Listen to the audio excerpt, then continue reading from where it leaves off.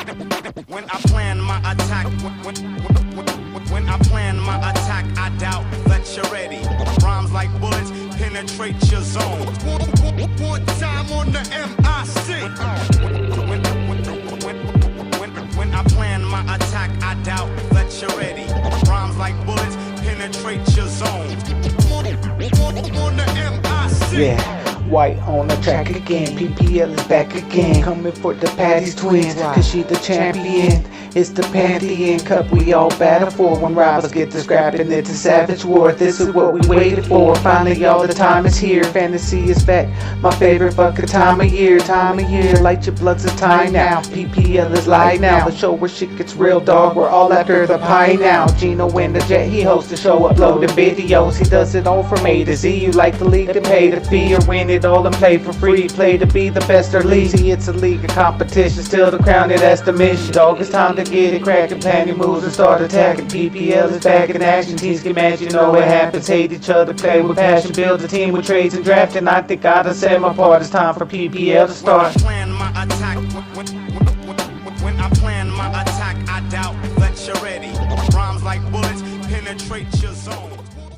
PPL Live, week 3 is here. We got 2 weeks in the book, 4 undefeated teams left. We're here for week 3, but before we get into week 3, you know, we got to take an eye back to week 2, starting with week 2 scores, beginning with the Baby Gas team falling just short as the Argonauts escape, 121.4 to 121.1. Appease the Gods continues the resurgence. Down squad underestimated, 161 to 148. Only for the Boss keeps it rolling as my Pantheon Cup pick, beating the Machine 127 to 100. The Skulls get it done behind Aaron Jones, 4 touchdowns on Monday night, 140 to the Twins 126. And the United Players, the Destroyers, lead no doubt 189 to the GAFF Attacks 73. All right, man, so we're going to get into our final standing projections for week 3 fantasy trends presented by Snickers, and we're going to start at number 10, bringing up the rear, the GAFF Attack, having a terrible start to the season. At number 9, the Baby Gas team couldn't get right last week, and it cost them. Number 8 is the Mean Machine, holding steady at the bottom of the league, not doing much. Patty's Twins, the PPL champs, continue their free fall at number 7. Controversially, Appease the Gods sits at 6. Wow, what are they thinking? And at number 5, of course, we have Only for the Boss. What's going on there? 4, the United Players, the Destroyers, with the big rise up. 3, the Skulls holding steady after the big win over the champs. 2, we have the Argonauts staying steady despite not being very impressive through the first 2 weeks. And at number 1, despite the loss, squad underestimated continues to hold that number 1 spot in the PPL. All right, Ulysses, we're going to get into it, man. A segment that's gaining popularity. The more and more we go through it, we're going to get into the good, the bad, and the ugly. All right, you know how it works, man. Give me your good, bad, and ugly. Yeah, I mean, week 2, good has to go to the Skulls. I mean, clutch win over the defending champ. Right. Jones providing MVP level check on the Twins' grip on power. Mm-hmm. Twins have to be in free fall right now, and Skulls got right. I mean, this is the team we expected on draft night. Right. Allen looked confident, comfortable. Bills rolling. Henderson, McLaurin were strong. Even Edwards-Helaire, I mean, up until that fumble, I mean, he was there, but, I mean, that was huge, disappointing. But I think that they had a good week, and after laying that dud last week, and I think they needed this win to get right, and I think they are set up well for this match against the Machine. So the Skulls are who I have good this week. All right, man, what's your bad? Bad is BGT. I mean, damn, homie. Thought the league would have learned from Gaff's Trey Sermon scratch in week 1. Mm-hmm. It didn't end up mattering. They got smoked one anyway, but the BGT not getting a starting running back cost them a win against the Argos. Yeah. Losing hurts. Losing by one is excruciating. Losing by one when you start a healthy scratch, I mean, that's just bad form. Right. Check up your lineups, PPL. Come on, man. Bad week for the BGT. And you're ugly. It's got to be the GAFF. I mean, this team has a problem, and that problem is scoring. Right. This team must address the running back position if they're going to turn things around this season. Agreed. The Trey Sermon concussion is a killer to his already thin running back lineup. Right. I mean, I expect him to get right soon, but it's going to have an impact. He got cute this week also with that New Orleans coach pick after that week 1 magic, but the GAFF clearly got tricked here. Right. Didn't really matter, but to top it all off, they're facing an 0-2 Twins team that will be out for blood. And I sense that the GAFF is going to be into rebuild mode after next week. Ooh, so that things could get real ugly for the GAFF. All right, man, my good is the prestige matchup of the week this week. I'm going to give it to you guys already. It's going to be the United Players and appease the gods. The Omega Conference has risen up against the old guard of the GAFF and Patty's Twins, and it looks like they come in to bite, man, because even the Skulls look better than those two. But I got to go with my good, the United Players, and appease the gods. Quarterback play has been phenomenal. Lamar Jackson and Tom Brady, we're going to see them square off this week. And you got to give love to Tyler Lockett and Cooper Kupp, NFC West wide receivers, just getting it done with big arm quarterbacks. And the United Players and ATG are really taking advantage of that. So that's got to be my good. My bad, man. It's a tough one, but I got to go Patty's Twins. The defending champs sitting at 0-2. It looked like it was in reach Monday night, and it's just something missing from this roster. The big plays just aren't there. Eckler gave her the day she needed. She got pretty much everything she needed there. It was in Aaron's hands, and he was throwing it to the running back all night. So it was just a tough loss for the Twins. It was a bad loss because they being at 0-2 is going to be a tough hole to dig out of, but they are the champs. They should be able to get there, and that's why they're only my bad. My ugly is the BGT, man, because you know what? You have the win. Even if you put Tevin Coleman in, who's only scored 2 points, you lose by less than a point. You didn't even lose by a point, Ulysses, less than a point. And all it takes is just a little attention to detail. Just checking your lineup, making sure that everybody's in play. Those kind of losses is why there has been a certain power structure in the PPL for so long. Some of these teams have got to get out of their own way and start making better decisions. And those ugly decisions cost you matchups. And we saw it on full display as we watched the Argonauts escape on Monday night. And with week 2 in the rearview mirror, attention turns to a pivotal week 3, starting in our first matchup in the Alpha Conference, as Only for the Boss takes on the Baby Gas team. All right, Ulysses, so here we are setting this one up. Only for the Boss rolls in 2-0 behind those Chiefs. Patrick Mahomes looking like the man again. Obviously, Travis Kelce was the breadwinner last week. Tyreek was the winner before. Stephon Diggs got into the game, as well as Calvin Ridley. And they obviously got the coach win on Monday night. The Baby Gas team, we obviously talked ad nauseum about their failures last week, falling short. But now they're in a must-win situation against probably the strongest team in the league. What do you think of this matchup, Only for the Boss, the BGT? Yeah, I mean, BGT, you heard it in the bad, but last week was bad for the BGT. Right. I mean, only things get things get worse is having an Only for the Boss clash. Right. And again, the Chiefs are not on a bye. I mean, really, I thought that BGT could have this at a closer rate with AB in the lineup. AB's not even healthy. He's not even an option. Right. BGT's missing fireworks. AB has fireworks potential. He's not in. Will Fuller's hurt. Injury bug is really definitely impacting BGT. And, they got rid of Washington defense and coach. Good calls. They did not have the chance with those in the lineup. Looking at the other side, Only for the Boss. I mean, quality win last week. Even when you didn't score towards your ceiling, Chiefs, Chargers, that should be a high-scoring game. Right. And so the Boss should roll this week. Yeah. I'm looking at Tony Pollard. I think he deserves to start over Jones. Man, I was going to say the same thing. Yeah, but otherwise, I've got the boss in a leave no doubt performance Okay. this week. 144 to BGT's 105. Okay, I like that. I'm gonna have to agree with you, man. I think on every front. I think I'm agreeing with you on starting Tony Pollard. Get that man in the lineup. I mean, he's showing, because at first I just thought it was spot duty. You know, this guy getting in, doing good in spot duty. But no, man. He took about, I think, 15 or 16 touches and turned it into almost 140 yards and a TD. This is a guy only for the boss needs on his roster, needs in that RB1 spot, especially being that they don't have many good options there. That's their only weakness, but it is a glaring one. On the BGT side, I mean, I do like that they did some activity, but I'm just gonna say a little too late. Too little, too late here. Noah Fant had a great week.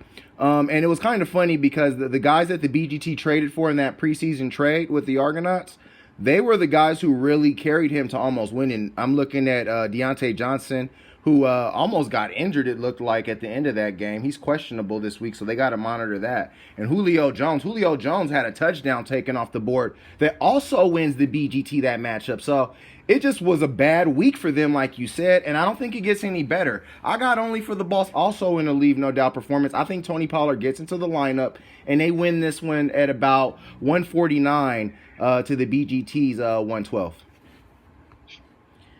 And moving on to our next matchup, we go into the Omega Conference as things have turned very, very dark for two teams that have seen the light at the end of the tunnel in the PPL, as the 0-2 GAFF Attack takes on the PPL champions, the 0-2 Patty's Twins. All right, man, this is a matchup that obviously these teams are scratching and clawing for their lives, much like they did in last year's Final Four. But I think that neither team expected to be digging their own grave this early. We got the GAFF and Patty's Twins. What do you think about this Omega Conference clash? Two teams that have been the pillar of the PPL looking like they might crumble. What you got here? Man, you could not have told me at the start of the season that these two teams would be winless at this point, just Right. looking at who they had. This may be the most season-defining performance that these teams have had. I mean, these guys have, clashed late in the season, but, I mean, this is really, for it. I mean, I don't see a team going 0-3 and making the playoffs Right. with the amount of talent that we have. So I just think that the GAFF is not in good shape. The running game has been non-existent all season. It's only been 2 weeks, but I don't know where they go. They have, I think, the top wide receiver core, you could argue it, and they're not going to overcome this team's other deficits. DeAndre's fighting an injury. AJ Right. Brown's fighting an injury. Jerry Jeudy on IR. I mean, this team, it's not good anywhere right now. Right. Twins lost the hard way, but, silver linings. Aaron looked better, not great. Right. The Twins can't win if Aaron's not playing well. The Twins have better players. I think that they have at least equal matchups to what the GAFF is looking. Mhm. And I think that this game comes down to the intangibles. And I think at the end of the day, a Twins coach win and a GAFF coach loss this week is going to be the difference. I've got the Twins going 119, 112. Nice and close. I'm going to agree with you, but I don't think it's going to be as close as you've got it. I think that Patty's Twins runs away with this one for a couple of reasons. The only thing that's going to keep this matchup close is probably by Monday night, with this game out of reach, Jalen Hurt have themselves a nice night on Monday night, and it makes it a little closer. Because what I'm looking at for Patty's Twins, Aaron Rodgers, I think that the Niners are banged up. Aaron Rodgers is going to have another big day, and I think it's going to continue on Sunday night. Austin Eckler, he's going to get very involved against the Chiefs. Jonathan Taylor, he's got to be the game plan. They don't have a quarterback. Their quarterback don't have two ankles right now. So Jonathan Taylor's got to get the rock. I am concerned about Robert Woods. Matthew Stafford's looking Cooper Kupp's way a lot, and it's really starting to have an effect on Robert's production. Keenan Allen, besides that boneheaded penalty that he got, he played well last week. And Logan Thomas is kind of a shot in the dark at tight end, but so is Cole Kmet. I love Marvin Jones in the flex in that matchup. I think that's going to be a high-scoring game. And I like that Raiders D play because I think Jacoby Brissett's going to be at QB. The Twins like Dan Carlson. They had him last year on their Pantheon Cup team, so they brought him back. And I love Denver against New York. So looking at all of that, I got Patty's Twins winning this matchup 128 to the GAF's 99. I mean, the GAF only got to like 70 last week. I don't know if he gets to 100 even this week. Moving on to our next matchup, we go into the Alpha Conference for a big-time matchup as the Argonauts, sitting at 2-0, take on 1-1 Squad Underestimated, the new look Squad Underestimated. All right, man. So here we go. Alpha Conference matchup. Two most tenured teams in Alpha getting at it.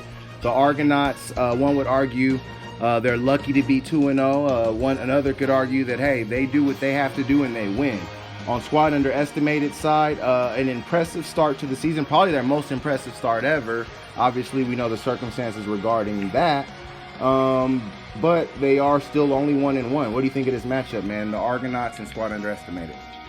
I mean, the ARGO, to me, they were my honorable mention ugly for this week. I mean, it was a win, but it's an ugly win. I mean, this guy, he typically blows teams out when it's 10 against 10. 10 against 9, you should be clearly gapping out, especially when that's an RB1, not the other lineup.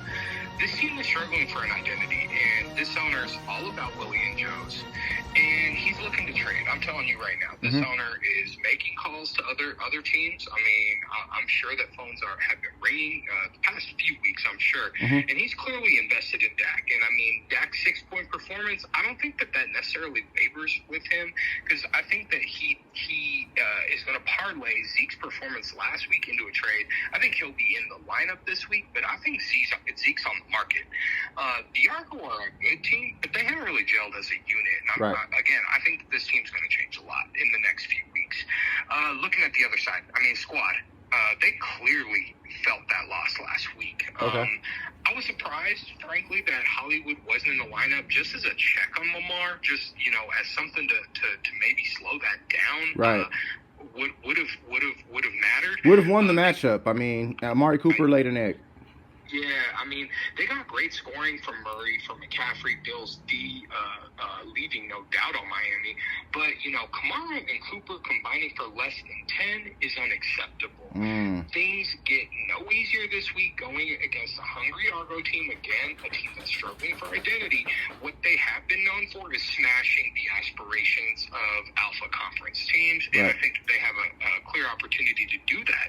I think the Squad has really good matchups this week, but we've discussed it. Team management is where this one comes down. I mean, honestly, Squad has good matchups. I like the Ravens coach pickup, but we've talked about it. Team management, it cost Squad last week. I think that same issue hits this week. I don't think that they get the highest scoring potential team on the field, and I've got the ARGO winning a close one with two teams that have a lot of scoring potential.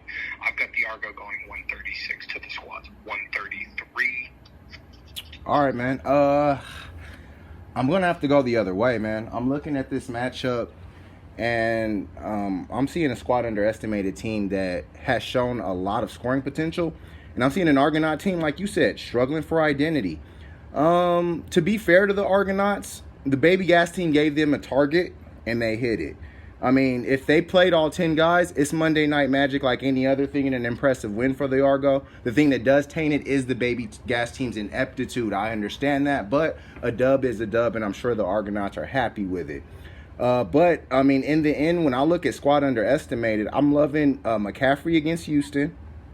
I love Kyler this year. Kyler's going to be my league MVP. I'm already seeing it. And I mean, I think the stimulus package continues to help Squad Underestimated all around. I love the Chris Carson play. I think Kyle Pitts is starting to get into that offense, and I can see him having a nice day against the Giants. And the Amari Cooper on Monday night is a pretty good play. I love the Ravens coach as you do. On the Argonaut side, I mean, Dak's not running. He's not moving outside of the pocket. That was a sneaky part of his value, and I think that might have devalued Dak a little bit, even in the Argonauts' eyes. And everybody else, it was workman like last week. I think all the Rogues Gallery or the usual suspects showed up last week, so that wasn't really the issue. It just wasn't explosive. I'm expected George Kittle to have a big week, a big bounce back week, but I don't like a lot of other things. I don't know where the explosion is going to come from with the ARGO. With Squad, I know the explosion is going to come from Kyler and Christian McCaffrey, and I think they lead the way to Squad getting a big win here. I got Squad Underestimated getting the win. 135 to the Argonauts 128. And moving on to our next matchup, we go on to our interconference matchup of the week as we have the Skulls of the Omega Conference taking on the Mean Machine. All right, man. So this is a tale of two teams, a tale of two cities, man. These two teams have so much in common. I remember the rise of the Mean Machine when he was a team to be respected and feared before he became a subservient bitch. He could come out there, find the right guys, and make a great play. The Skulls is that team now. I think that this is going to be a great matchup. What do you think? Yeah, I mean, the Skulls are coming off a must-win, and they had to do that to stay competitive. Allen should have a field day against a terrible Washington football team. That defense, that whole team came into the season overrated, and I think that's become clear. Right. He has favorable matchups up and down the roster. What I like to see, and what I can't wait to see in this lineup is Jamar Chase. His repertoire with Burrows. I mean, put him as the wide receiver 3. I don't care. That rapport is clear from college days. Right. And he's looking like he's going to overtake Boyd for the wide receiver 2 spot if he hasn't already. Right. And, if Jamar's in the lineup, I think the Skulls get an easy win here. Okay. The Machine, look, I don't like this team. I don't think they like their team. I think it's risky going with all these Tampa Bay guys. Bright spot, Sony Michel. I mean, with the injury, I think he is going to get some time. Right. But I don't think that they care about winning. They haven't really done anything to show me that they're going to be competitive this season. Right. I've got the Skulls winning relatively easy and getting right 126 to 110. Okay.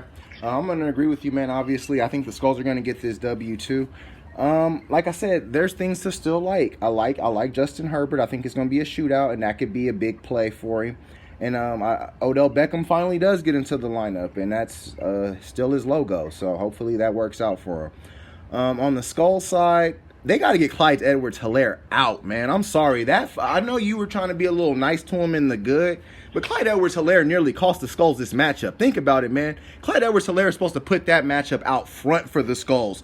Get them a wide little lead so when Aaron comes, Aaron Jones is just a buffer. Instead, Aaron Jones had to win the matchup for the Skulls. The Skulls could easily be looking at 0-2 because of that fumble from Clyde Edwards-Helaire. He was only at 4 points when he fumbled, went back down to 1. Get this guy out. Get Jamar Chase in. Even get Damian Harris in.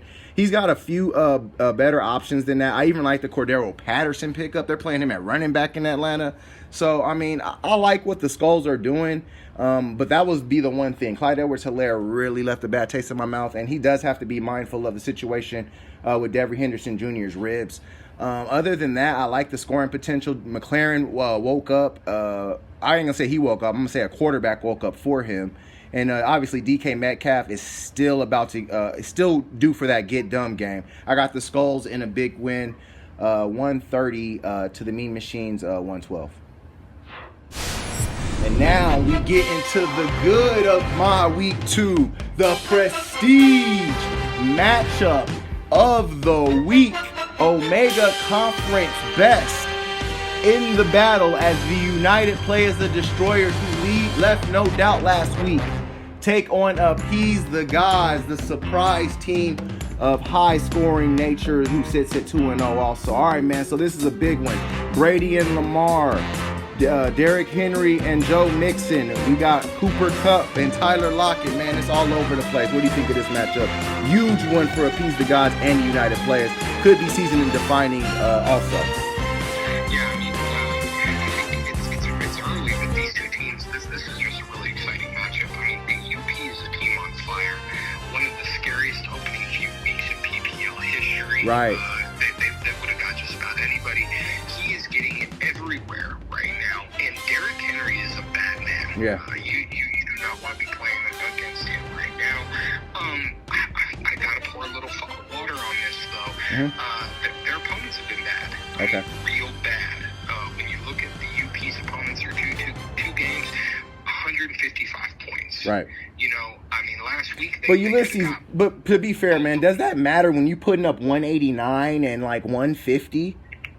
I mean, it may not, but what I'm saying is that that gapping out is it's great that you did it. It'll show differential, but you've done all that. Again, Argo, they're sitting at 2-0 right now too, with a 13-point differential. So I'm just saying, like, it's not going to stay as explosive as what I'm saying. Okay. And so they are getting an opponent this week, and I think that the Rams D is going to stifle this Bucks a little bit. Okay. I mean, we saw it last week. I mean,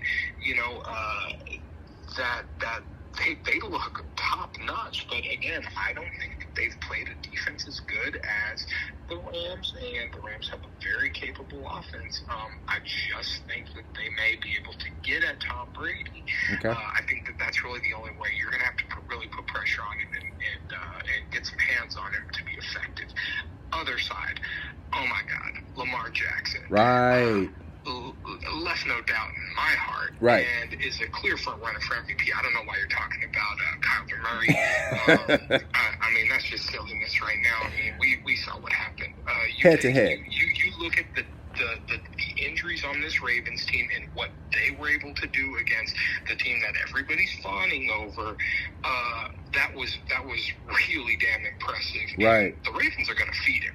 I mean, definitely. And he's appearing to be very hungry, so I think that he's probably going to lead the league in total touchdowns. I mean, clear MVP in my opinion. You take one player off the team and they go from being as good as they are to being as bad as they can be. Mm-hmm. That's the Ravens, right, without Lamar. So, and I don't see it stopping in Detroit. That should be their first real cake game of the season. I expect them to pad the stats.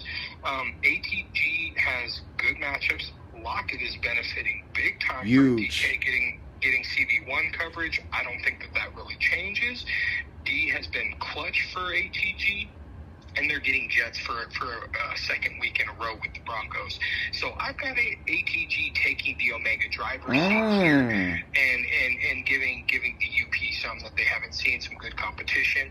And I've got ATG going 134 to 118. Okay. I like the pick a lot, man. And it's a great pick, but I think I'm gonna go the other way. And the reason I'm going the other way is because of all hail King Henry. I mean, I think the brother had what was that last week? 47.7 points. I mean, that's 2 to 3 weeks worth of production right there. The Indianapolis Colts right now are a team that are the walking wounded. I mean, starting at the quarterback position, they're not believing this week, and I think Appease the Gods agrees that they're not believing this week because he went Titans coach, and I think Derrick Henry's going to be a big part of that Titans win. I think he's going to have another big day, maybe not 40 points, but I could see a 30-point effort. I feel you with the Rams, but to me, the Rams didn't completely shut down the Bears. They didn't completely shut down the Colts, and I don't think they're shutting down Tom. I love that ATG went Mike Evans here to check some of that power over there because the UP is tripling up like only for the bosses with the Chiefs, and it's led to the same kind of results. Rob Gronkowski's been a man on a mission in that red zone, and Chris Godwin, he's really developed the rapport. He's really Tom's number one receiver in that offense right now. I love the Steelers against Cincinnati, and the Chiefs, they're going to get right against the Chargers. On ATG side, I love Lamar against Detroit. I don't like Joe Mixon against Pittsburgh, and I'm not sold on Saquon Barkley. I mean, he's good for a big run, but other than that, his yards per play just don't impress me. I like Tyler Lockett, but I still think that the United players have a little bit more to show. And they've got Cooper Kupp on the other side. Now, that is a lot in one matchup, but I think there's going to be fireworks over there. I got the United players actually sneaking by Appease the Gods, 132 to ATG's 128. Alrighty, PPLers, thanks for another great week of PPL Live. We're going to start the week Thursday night with Christian McCaffrey and squad underestimated, trying to get out to a lead against the Argonauts. And we'll close on Monday night, seeing if the Argonauts can finish off squad underestimated, or if Amari Cooper can get done, or if even the GAFF attack can get it with Jalen Hurts. All right, you guys have a good weekend.